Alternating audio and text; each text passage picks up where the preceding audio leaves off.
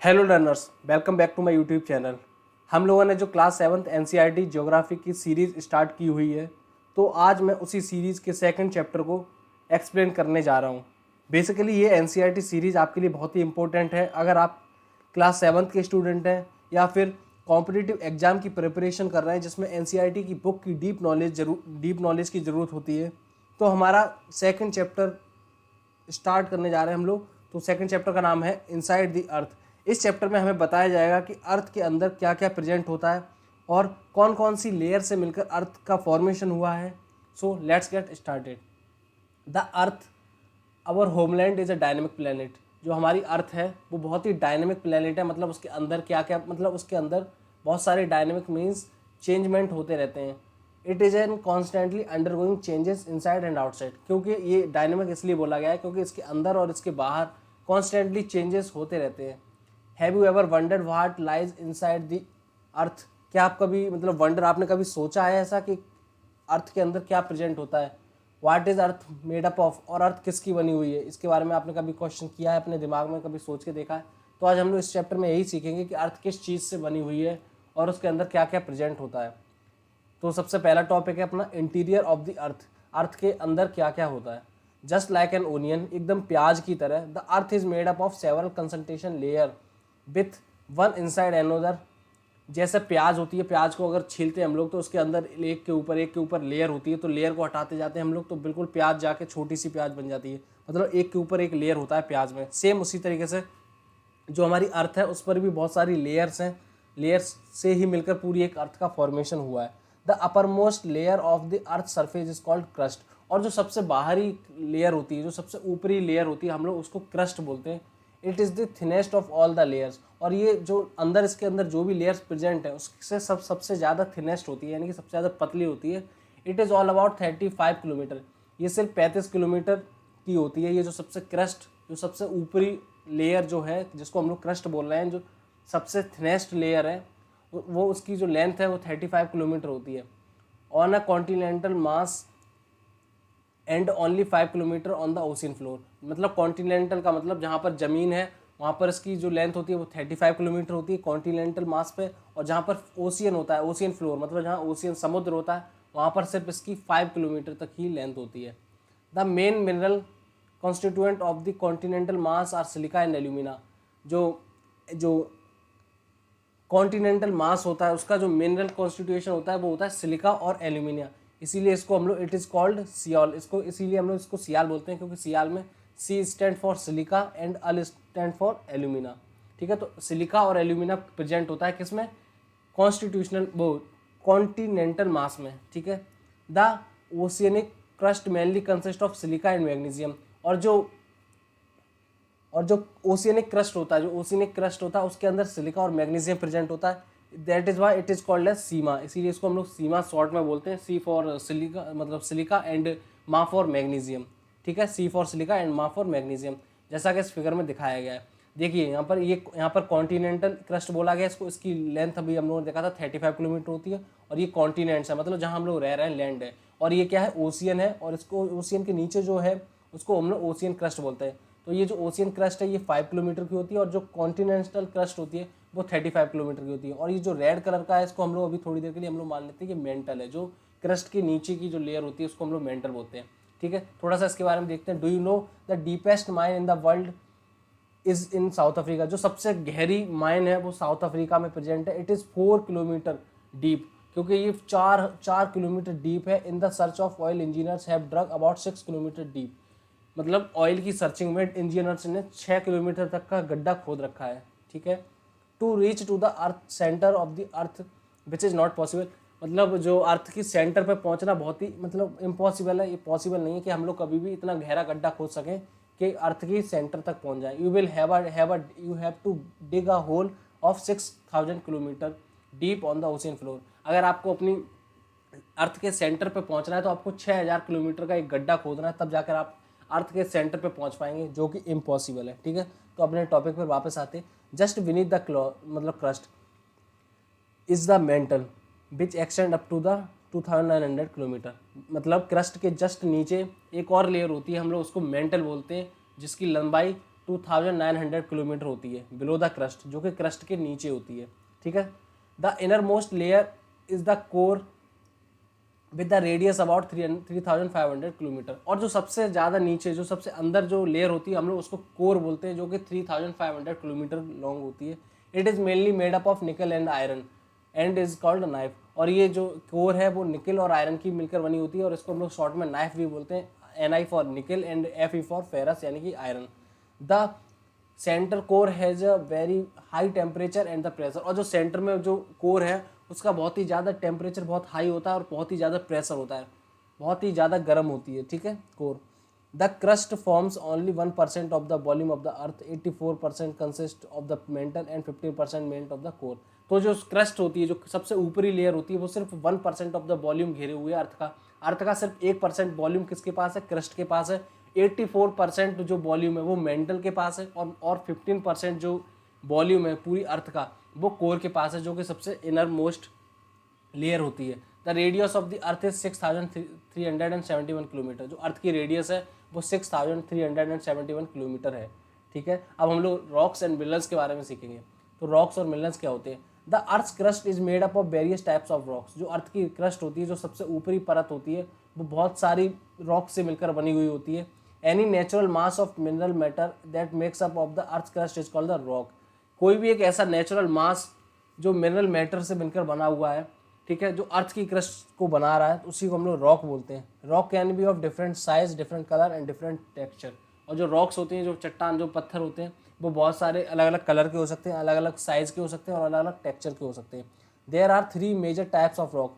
हमारे यहाँ सिर्फ, मतलब हमें जो सिलेबस में दे रखे हैं 3 टाइप्स ऑफ रॉक्स दे रखी है, जिसका नाम है igneous rock, sedimentary rocks and metamorphic rocks. When the molten magma cools it becomes solid. जब कभी आपने देखा होगा, जब वॉल्केनोज निकलते, वॉल्केनो होता है जब, तो उसमें बहुत सारी मागवा निकलती है बाहर की तरफ। तो जब मागवा बाहर निकलती है तो फिर अर्थ के ऊपर सबसे ऊपरी लेयर पे आने के बाद वो कैसी हो जाती है, कूल हो जाती है। तो जब कूल होने के बाद, ठंडी होने के बाद, वो क्या बन जाती है, सॉलिड फॉर्म में आ जाती है, ठीक है। तो रॉक्स दस formed is called the igneous rock. और जब उसी प्रोसेस में जब कोई रॉक बनती है, जब मागमा बाहर आता है और वो ठंडा हो जाता है अर्थ की सरफेस पे आने के बाद, तो फिर वो सॉलिड की फॉर्म ले लेता है। तो जब वो सॉलिड की फॉर्म लेता है, उसी को हम लोग इग्नियस रॉक बोलते हैं। There are also called premium rock, और इन्हीं को हम लोग प्राइमरी रॉक्स भी बोलते हैं। There are 2 types of igneous rocks. यहाँ इग्नियस रॉक्स के 2 टाइप्स होते हैं, एक होता है इंट्रूसिव रॉक्स एंड दूसरा होता है एक्सट्रूसिव रॉक्स। वर्ड ओरिजिन, इधर वर्ड ओरिजिन से सीखते हैं। इग्नियस एक लैटिन वर्ड है जिसका मतलब होता है फायर। सेडिमेंट्री भी एक लैटिन वर्ड है जिसका मतलब होता है सेटल डाउन। और मेटामॉर्फिक एक ग्रीक वर्ड है जिसका मतलब होता है चेंज इन फॉर्म, या फॉर्म के अंदर चेंजमेंट आना, ठीक है। Can you imagine lava coming out from the volcano? क्या आप इमेजिन कर सकते हैं जब लावा वॉल्केनोज के बाहर आता है? Lava is actually fired red molten magma coming out from this interior of the earth of the surface. जो लावा होता है एक रेड मोल्टन माग्मा होता है, जो वोल्केनो के टाइम पर अर्थ की क्रस्ट पर या अर्थ की सरफेस पर आ जाता है, एकदम बाहर अर्थ की सरफेस पर आ जाता है। When this molten lava comes out at the earth surface, जब ये अर्थ की सरफेस पर आ जाता है ये molten lava, it rapidly cools down and become solid. तो ये क्या होता है, एकदम से जल्दी से ठंडा हो जाता है जब अर्थ की सरफेस पे आने के बाद। Rocks formed in such a way that on the earth crust are called extrusive igneous rocks. तो जो भी रॉक्स बनती हैं इस प्रोसेस में, जब क्या होता है, जब माग्मा बाहर आ जाता है, अर्थ के सरफेस पे आ जाता है, तो वो ठंडा हो जाता है। तो ठंडे होने के बाद वो एक सॉलिड फॉर्म में कन्वर्ट हो जाता है। तो जो सॉलिड फॉर्म में जो रॉक्स मिलकर बनी हैं, जो रॉक्स बनी हैं उसी सॉलिड फॉर्म से, तो उसी को हम लोग एक्सक्लूसिव इग्नियस रॉक्स बोलते हैं। They have a very fine grand structure, और उनका क्या होता है, एक वेरी फाइन ग्रेन्ड स्ट्रक्चर होता है। उसके कुछ एग्जाम्पल्स भी हैं, जैसे एग्जाम्पल के लिए वसाल्ट एक इग्नियस रॉक है जो कि एक्सक्लूसिव इग्नियस रॉक है। The Deccan प्लेटू is made up of basalt rocks, और जो डेकन प्लेटू है वो बसाल्ट रॉक्स का ही मिलकर बना हुआ है। Sometimes the molten Magma cools down deep inside the earth crust, पर कभी कभार क्या होता है कि जो माग्मा होता है वो अर्थ की क्रस्ट के नीचे ही ठंडा हो जाता है, वहीं ठंडा हो जाता है, वहीं कूल्स डाउन हो जाता है। तो solid rocks forms are called intrusive igneous rocks. तो जब माग्मा अर्थ की क्रस्ट के नीचे ही ठंडा हो जा रहा है और सॉलिड फॉर्म में कन्वर्ट हो जाता है और रॉक्स बन जाती है उसी की, तो उसी को हम लोग इंट्रूसिव इग्नियस रॉक्स बोलते हैं। Since they cool down slowly they form a large grains, तो तो क्या होता है, क्योंकि अर्थ के अंदर ही जब वो ठंडा हो रहा है तो वो धीरे धीरे ठंडा हो रहा है, तो इसीलिए वो लार्ज मात्रा में होता है। Granite is a example of such a rock, और ग्रेनाइट एक ऐसा एग्जाम्पल है जो इंट्रूसिव इग्नियस रॉक्स का एक एग्जाम्पल है। Grinding stones use to prepare paste powder of spices and grains are made up of granite. क्या होता है, जो ग्राइंडिंग स्टोन्स हैं उनका इस्तेमाल किया जाता है जो मसाले होते हैं उनका पेस्ट बनाने के लिए, पीसने के लिए, मसालों को पीसने के लिए मतलब ग्राइंडिंग स्टोन्स का यूज़ किया जाता है। And grains are made up of granite, और जो ग्रेन्स हैं वो ग्रेनाइट का बना हुआ होता है। यहाँ पर देखते हैं फॉसिल्स क्या होता है। The remaining of dead plants and animals trapped in the layer of the rocks are called fossils. तो फॉसिल्स वो होता है जो मतलब जब मतलब जानवर और पेड़ जब मर जाते हैं, टूट जाते हैं, पेड़ टूट जाते हैं और जानवर मर जाते हैं, तो उनका जो रिमेनिंग पार्ट होता है, जो बॉडी पार्ट होता है, जो डेड बॉडीज होती हैं, वो रॉक्स के अंदर दब जाती हैं, ट्रैप हो जाती हैं, तो उसी को हम लोग फॉसिल बोलते हैं। ठीक है, आगे बढ़ते हैं। Rocks roll down, crack and hit each other are broken into small fragments. क्या होता है, जो रॉक्स होती हैं वो नीचे गिरती हैं, एक दूसरे के साथ हिट करती हैं, क्रैक करती हैं, टूटती हैं, तो ये आपस में एक दूसरे को स्मॉल फ्रेगमेंट्स यानी कि टूटती रहती हैं एक दूसरे को टकरा के। These small particles are called sediment, और यही जो टूट के जो छोटे छोटे पार्टिकल्स बने इन्हीं को हम लोग सेडिमेंट्स बोलते हैं। These sediments are transported and deposited by wind, air etcetera. और यही जो छोटे छोटे टुकड़े जो रॉक्स के हैं, जो उनको हम लोग क्या होता है एक जगह से दूसरी जगह पे ट्रांसपोर्ट होते रहते हैं और डिपॉजिट हो जाते हैं। किसकी हेल्प से? बाइंड, हवा की हेल्प से, मतलब हवा की मदद से उड़ के एक जगह से दूसरी जगह पे जा रहे हैं, वाटर के बहाव में एक जगह से दूसरी जगह पे चले गए, ट्रांसपोर्ट हो गए। These loosest sediments are compressed and harden to form the layer of the rocks. और इन्हीं जो छोटे छोटे सेडिमेंट्स हैं इन्हीं को कंप्रेस करके और हार्ड करके एक लेयर ऑफ रॉक्स बन जाता है, मतलब एक परत बन जाती है रॉक्स की। These types of rocks are called sedimentary rocks, और इन्हीं रॉक्स को हम लोग क्या बोलते हैं? सेडिमेंट्री रॉक्स बोलते हैं। For example, sand stone is made up of grains of sand.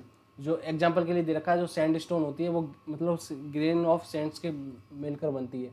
These rocks में also contain fossil of the plants, और इन रॉक्स में क्या हो सकता है कि फॉसिल, मतलब जो भी मैंने आपको बताया था, फॉसिल जो रिमेनिंग होता है डेड बॉडीज़ का, वो भी हो सकता है, प्रेजेंट हो सकता है। Animals and other micro organism that live on them.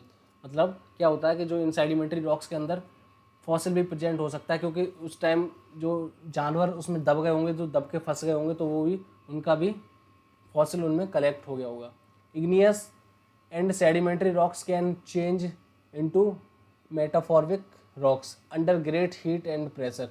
क्या होता है, जो इग्नियस और सेडिमेंट्री रॉक्स हैं इनको मेटामॉर्फिक रॉक्स में भी चेंज कर सकते हैं under the great heat and pressure. Great heat, बहुत ज़्यादा हीट और प्रेशर अगर दिया जाएगा तो इग्नियस और जो सेडिमेंट्री रॉक्स हैं उनको चेंज किया जा सकता है मेटामॉर्फिक रॉक्स में।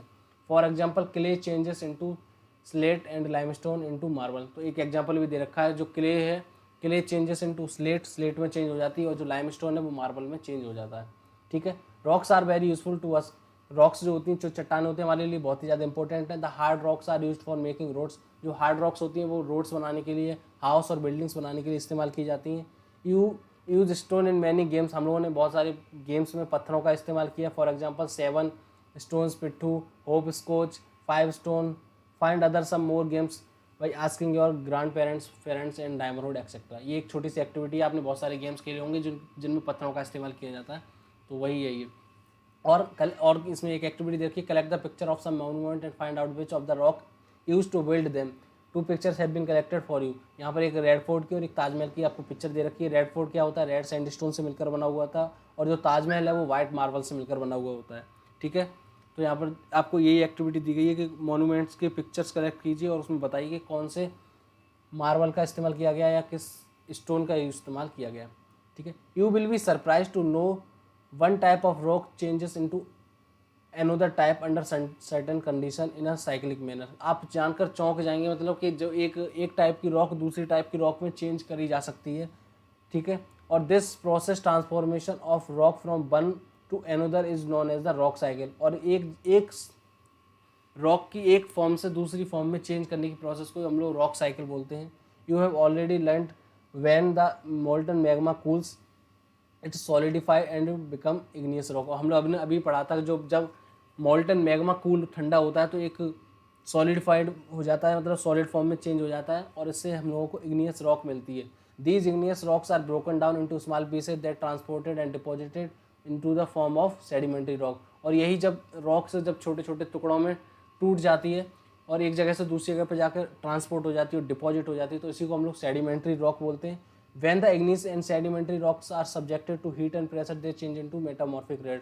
और जब igneous और sedimentary rock को बहुत ही ज़्यादा गर्मी में, मतलब गर्म प्रेशर में और हीट में जब सब्जेक्ट किया जाता है, मतलब उनको हीट दी जाती है और गर्म प्रेशर दिया जाता है, हीट दी जाती है और प्रेशर दिया जाता है, तो वो मेटामॉर्फिक रॉक्स में चेंज हो जाती है। The metamorphic rocks which are still under great heat and pressure melts down to fall from the molten magma. और जब मेटामॉर्फिक रॉक्स को जब बहुत ही ज़्यादा हीट और प्रेशर दी जाता है, तो वो किस में चेंज हो जाता है? मोल्टन मैग्मा में चेंज हो जाता है। तो क्या हुआ, मैग्मा से हम लोगों को क्या मिला?